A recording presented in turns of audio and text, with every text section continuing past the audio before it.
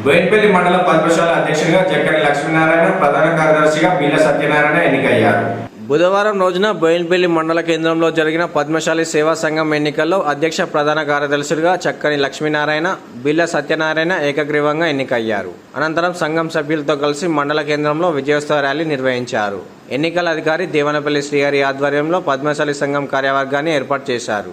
ఈ సందర్భంగా నూతన కార్యవర్గ సభ్యులు మాట్లాడుతూ తమపై నమ్మకంతో అధికారాన్ని అందజేసిన వారందరికీ కృతజ్ఞతలు తెలుపుతూ సంఘం అభివృద్ధి కోసం కృషి చేస్తామని పేర్కొన్నారు.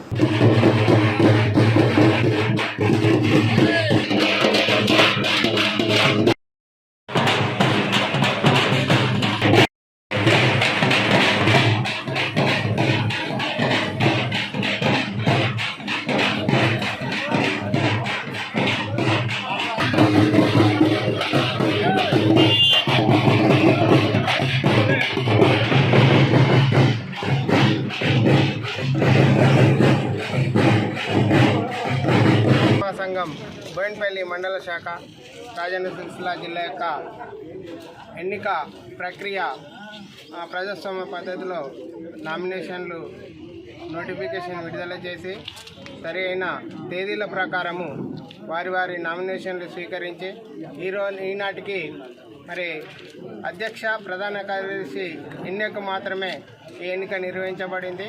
ఇందులో అధ్యక్ష స్థానానికి జక్కని లక్ష్మీనారాయణ